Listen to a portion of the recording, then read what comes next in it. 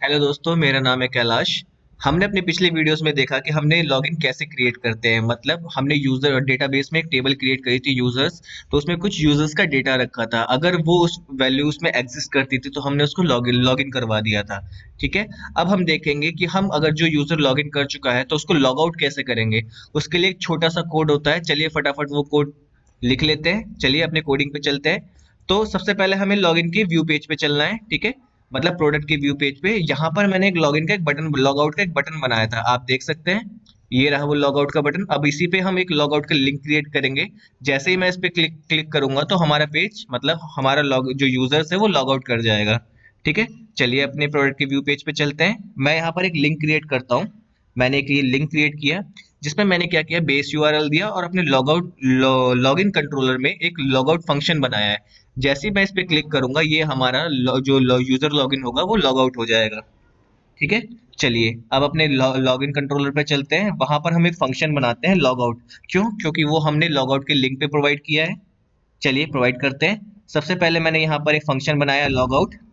उसमें मैं सबसे पहले जो हमने सीआईडी जो हमारा सेशन था उसको उस वेरिएबल को हमने अनसेट किया। उसके बाद जितने भी हमारे वेरिएबल्स हैं जो भी हमने सेशंस में डाले थे उसको हमने सेशन डिस्ट्रॉय कर दिया। ठीक है।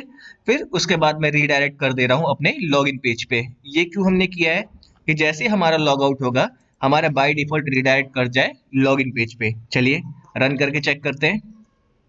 मैं रिफ्रेश करता हूँ, क्या ये सही वर्क कर रहा है। ये मैंने लॉग आउट किया, ये देखिए ये हमारा लॉगिन पेज पे आ गया। मैं एक बार फिर से लॉगिन करता हूँ। ठीक है।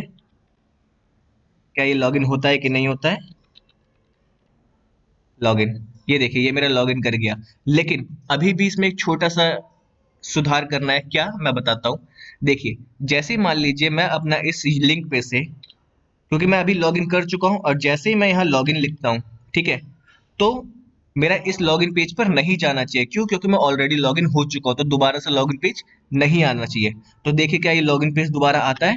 ये देखिए मेरा लॉगिन पेज आ रहा है। तो मैं ये चाहता हूँ कि अगर मैं एक बार लॉगिन कर चुका हूँ तो मेरा इस पेज पर ये ना आकर इसको, जैसे अगर कोई भी यूजर लिंक में लॉगिन लिखता है आफ्टर लॉगिन के बाद, मतलब लॉगिन पेज पे जाने के लिए, तो उसको रीडायरेक्ट कर दे सीधा अपने होम पेज या प्रोडक्ट पेज पे।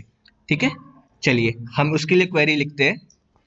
अपने लॉगिन कंट्रोलर पे चलते हैं।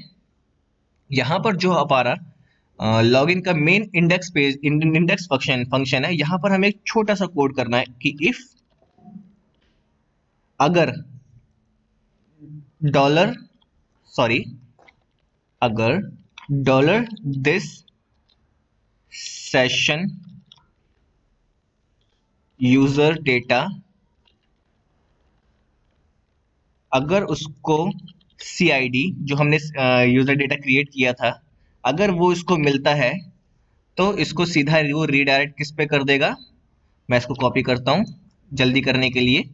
रीडायरेक्ट कर देगा सीधा प्रोडक्ट कंट्रोलर पे। मतलब अगर मैं लॉगिन हूँ, ठीक है, और मैं अपने लिंक के थ्रू लॉगिन पेज पे जाने की कोशिश कर रहा हूँ तो उसको रीडायरेक्ट कर देगा प्रोडक्ट पेज पे। चलिए मैं इस लिंक को रिफ्रेश करता हूँ, क्या मेरे प्रोडक्ट पेज पे जाता है। ये देखिए अब जब जब मैं बार बार यहाँ पर लॉगिन पेज लिखने की कोशिश करके उसको हिट करूंगा तो बार बार मुझे प्रोडक्ट पेज पे रीडायरेक्ट कर देगा। क्यों? क्योंकि मैं ऑलरेडी लॉग्ड इन हूँ। ठीक है।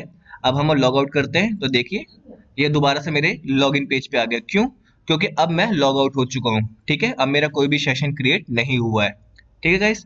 तो गाइस अगर आपको ये वीडियो अच्छी लगी हो तो प्लीज लाइक करें एंड सब्सक्राइब करें और ज्यादा से ज्यादा शेयर करें। और अगर आपको कोई भी डाउट हो तो जस्ट आप मुझे कमेंट पास करें, मैं डेफिनेटली आपको कोई ना कोई सॉल्यूशन प्रोवाइड करूंगा। Okay guys, thank you so much for watching this video. Thank you so much.